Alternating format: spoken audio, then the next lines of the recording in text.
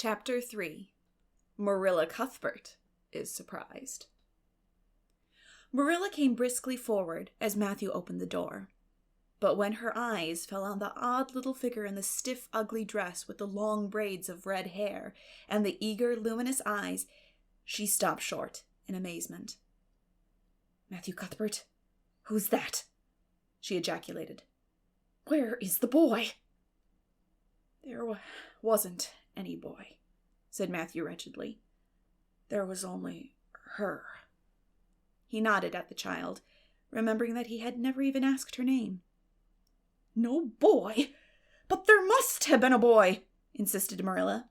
"We sent word to Mrs. Spencer to bring a boy." "Well, she didn't. She brought her. I asked the station master, and I had to bring her home. She couldn't be left there, no matter where the mistake had come in." "Well, this is a pretty piece of business," ejaculated Marilla. During this dialogue, the child had remained silent, her eyes roving from one to the other, all the animation fading out of her face. Suddenly, she seemed to grasp the full meaning of what had been said.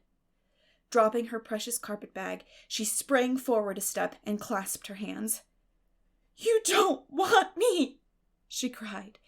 "You don't want me because I'm not a boy. I might have expected it. Nobody ever did want me. I might have known it was all too beautiful to last. I might have known nobody really did want me. Oh, what shall I do? I'm going to burst into tears." Burst into tears she did, sitting down on a chair by the table, flinging her arms out upon it and burying her face in them. She proceeded to cry stormily. Marilla and Matthew looked at each other deprecatingly across the stove. Neither of them knew what to say or do.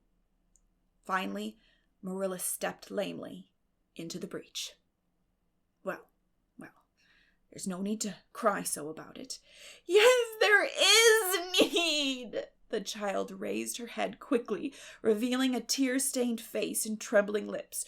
"You would cry, too, if you were an orphan and had come to a place you thought was going to be home and found that they didn't want you because you weren't a boy. Oh, this is the most tragical thing that ever happened to me." Something like a reluctant smile, rather rusty from long disuse, mellowed Marilla's grim expression. "Well, don't cry any more. We're not going to turn you out of doors tonight. You'll have to stay here until we investigate this affair. What's your name?" The child hesitated for a moment. "Will you please call me Cordelia?" she said eagerly. "Call you Cordelia?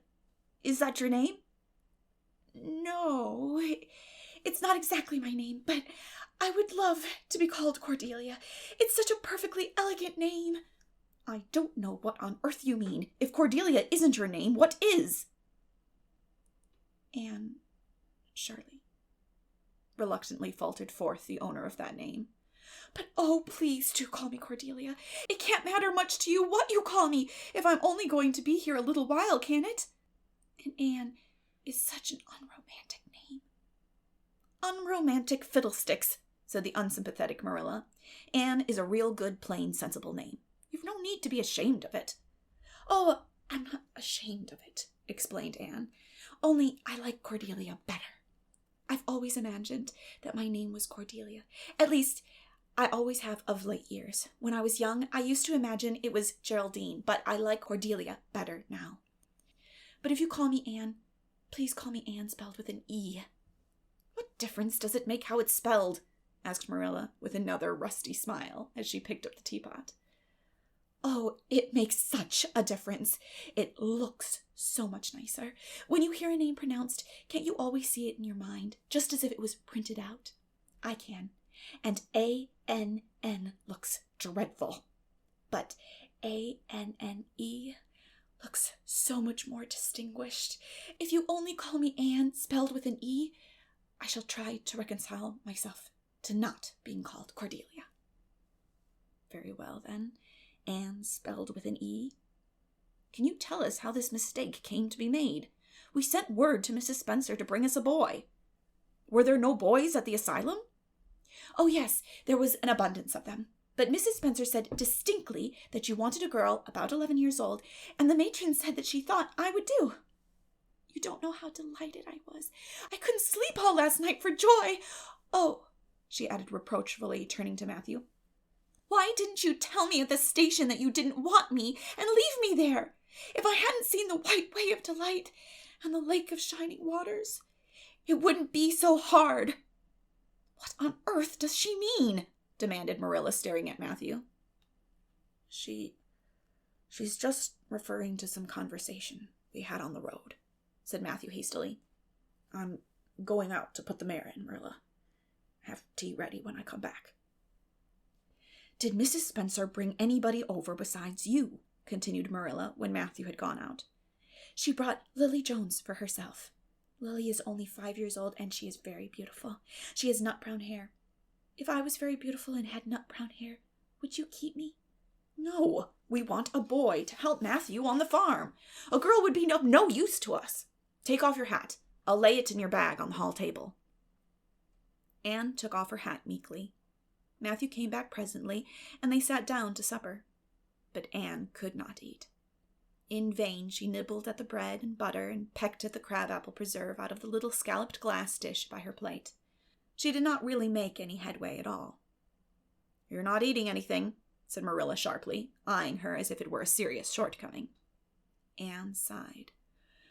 I can't. I'm in the depths of despair. Can you eat when you are in the depths of despair? I've never been in the depths of despair, so I can't say, responded Marilla.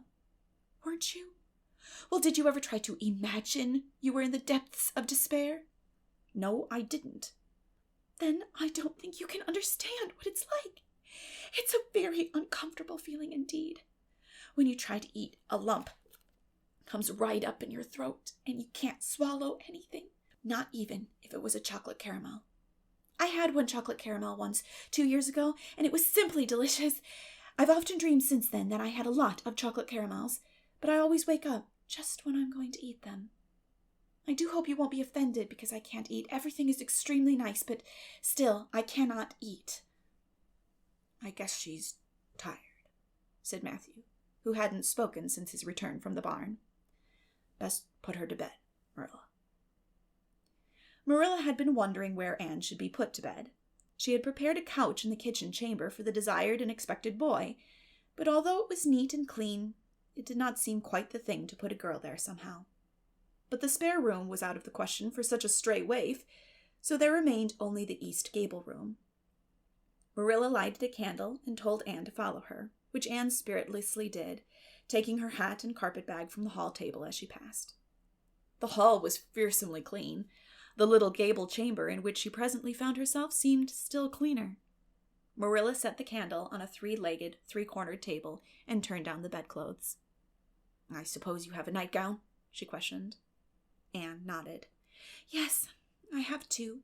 The matron of the asylum made them for me. They're fearfully skimpy.